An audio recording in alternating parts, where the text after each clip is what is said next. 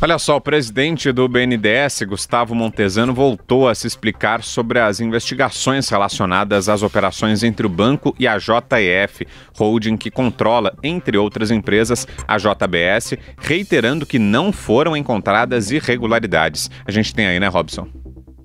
No momento atual, a gente entende que não há nada mais a esclarecer do BNDES em relação ao passado das operações, vamos chamar assim, polêmicas. Se algum no futuro surgir outra operação, questionamento como essa, a gente virá a público de forma responsável, de forma técnica, didática e clara, esclarecendo tudo o que vier a ser questionado.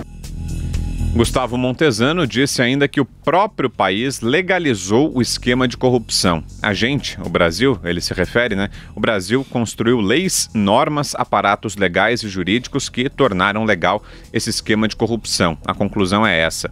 Responsável pela auditoria que prometia abrir a caixa preta do BNDES, o escritório estrangeiro que executou o trabalho teve um de seus sócios como testemunha do ex-presidiário Lula na Lava Jato. Juan Giraldez foi ouvido pelo então juiz Sérgio Moro na ação penal sobre recebimento de propina da Odebrecht. Em 2017, Moro chegou a determinar que a defesa de Lula teria que custear até a tradução de Giraldez. Em 2010, o escritório foi contratado para dar consultoria à gestão de Luciano Coutinho no BNDES. Fala, Zé Maria. Se eu soubesse desta possibilidade, dessa auditoria, eu ganharia esses 48 milhões de reais. Ele diz que é 42 milhões, mas na verdade é porque trata-se de um contrato dolarizado. Então ele tem que ser atualizado para sempre, né?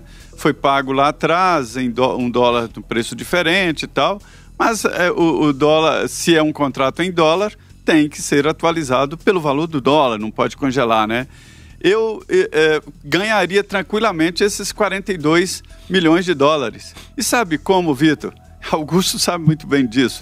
Eu ia lá no relatório da CPI do BNDES, foram duas, pegava os dois relatórios, sentava no computador, analisava com detalhes ali os depoimentos, analisava com detalhes os documentos que estão no relatório final da CPI e chegava lá e entregava um trabalho bem melhor do que esse apresentado, né?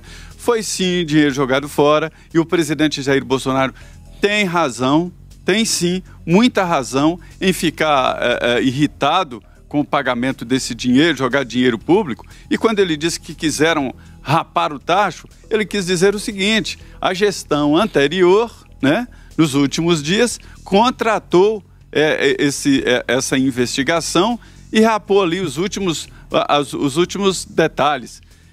A desconfiança é que alguém ganhou dinheiro nisso. O governo Bolsonaro aumentou 2 milhões, em 48 milhões, tem que terminar o serviço, que foi contratado antes. Mas isso aí é um mico. E você sabe por que acontece? Porque os que assinaram isso não pagam com o dinheiro dele. O Ministério Público tem que ir atrás de quem assinou um contrato inútil assim, sabe? Todo mundo... ele diz que é muito difícil explicar para a população.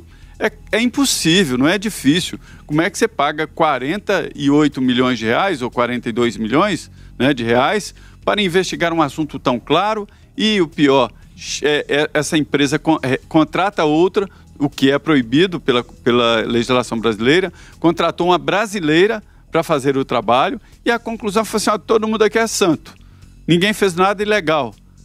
Os funcionários do BNDES ganhavam propina legalizada, ou seja, bônus, para assinar esses contratos, para assinar os empréstimos.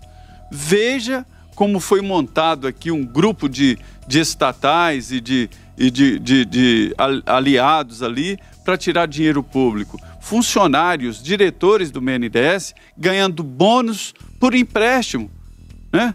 Empréstimos milionários para empresas que queriam ficar ricas com dinheiro público, dinheiro subsidiado. Quando se fala aqui essa palavra subsídio, todos entendam que é dinheiro seu, é dinheiro público sendo investido. Portanto, Vitor, não precisava muita coisa não, só ir nos relatórios da CPI da Câmara e do Senado, pegar detalhes e eu te garanto que sairia um relatório muito melhor. Olha aqui, Zé e Vitor, a mera leitura feita da pauta, feita pelo Vitor Brown, já escancara a existência da Caixa Preta. Vamos lá.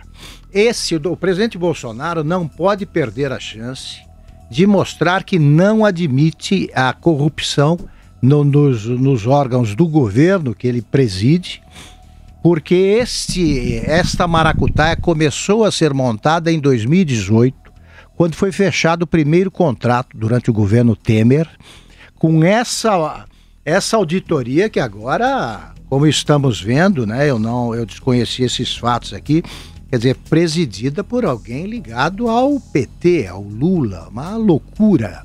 Isso aí. Agora tem um problema, o primeiro aditivo, aditivo é aquilo mesmo, né, para aditivar o contrato, para entrar mais dinheiro aí sem maiores explicações.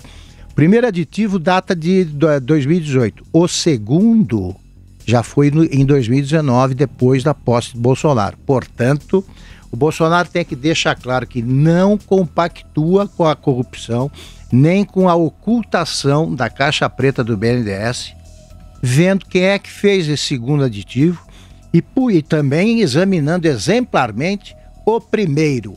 É claro que a Caixa Preta existe, porque está aqui a frase: legalizou o esquema de corrupção.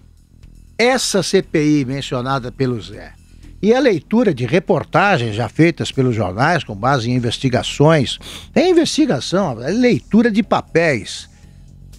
Isso mostra, o que já se sabe mostra, que houve corrupção legalizada. Por exemplo, comparem um contrato normal feito por qualquer banco com uma empresa e vê a taxa de juros e depois vê como é que como foram tratadas as empresas pelo BNDES. Só que lá é legal, está legalizado isso aí. Você pode fixar em 3% a taxa de juros para o século, 3% ao século, 2%, pode tudo. Enquanto quem fizer isso num banco é demitido sumariamente aí por suspeita de corrupção, desvio de dinheiro ou por loucura. Então o que eles faziam? Davam dinheiro com juros de pai para filho para Odebrecht construir o Porto de Mariel. E o dinheiro da propina pela construção do Porto de Mariel ia para o PT. Isso não é Caixa Preta?